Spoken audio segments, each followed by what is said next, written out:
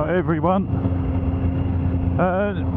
Haven't done a video out on the bike for a bit, so beautiful evening, so I thought I'd come out and just wanted to talk about a little bit about clutchless shifting.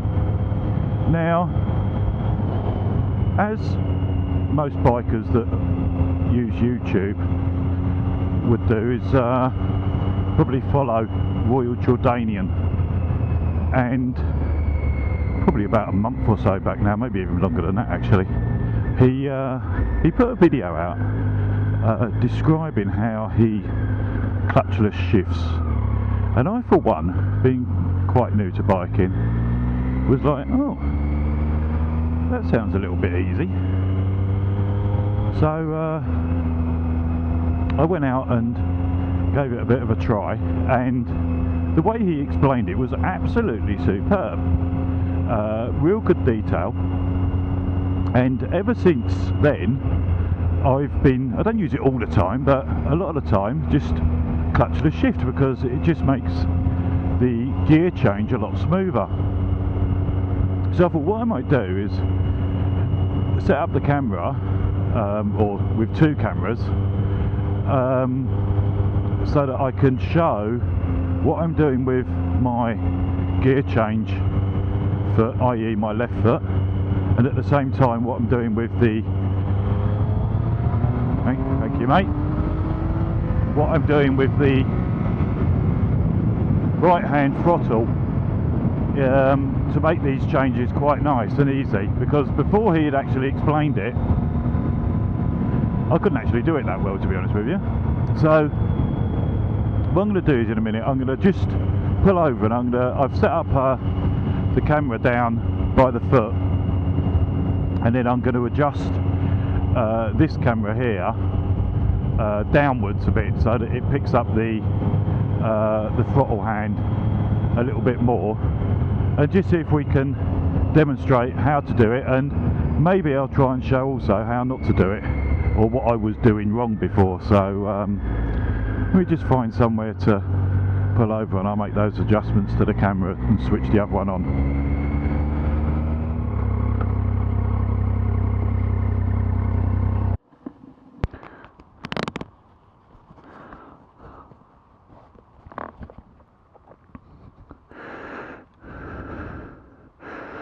Okay, so that's where the other camera is set up, you can pick it up on there.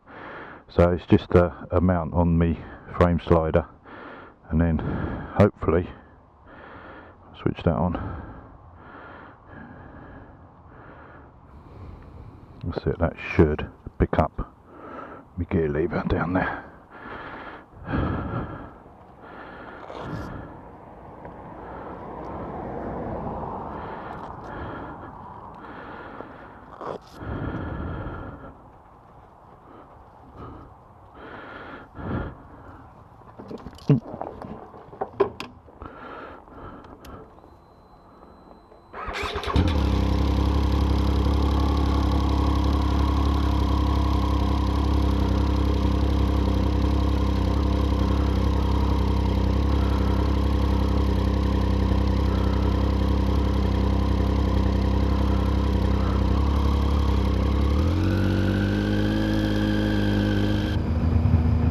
Okay, so right, what we're going to do is I'm going to just come to the end of the road here in a minute.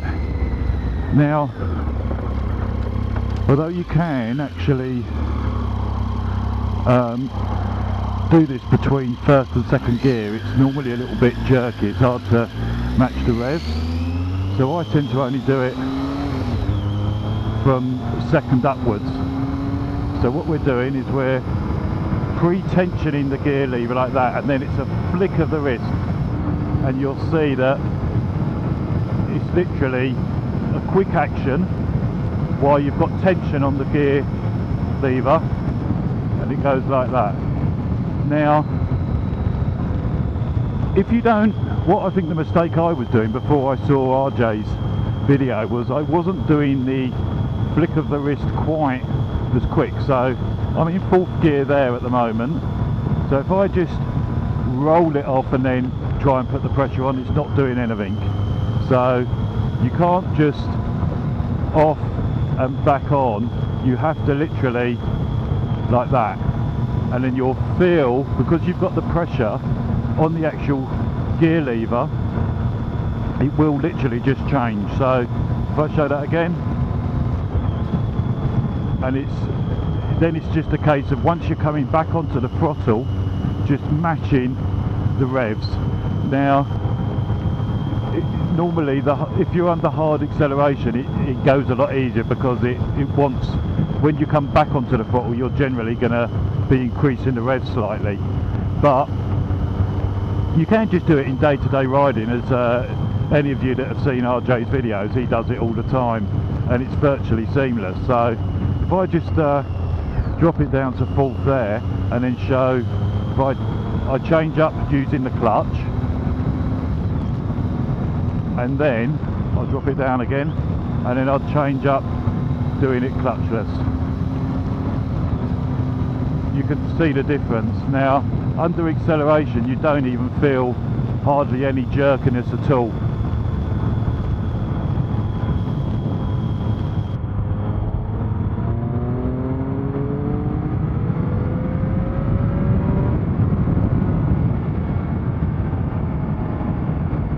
But that was a good example of under acceleration from fourth to fifth. Okay, so we're on the second gear again. Second to third. Third to fourth. Fourth to fifth.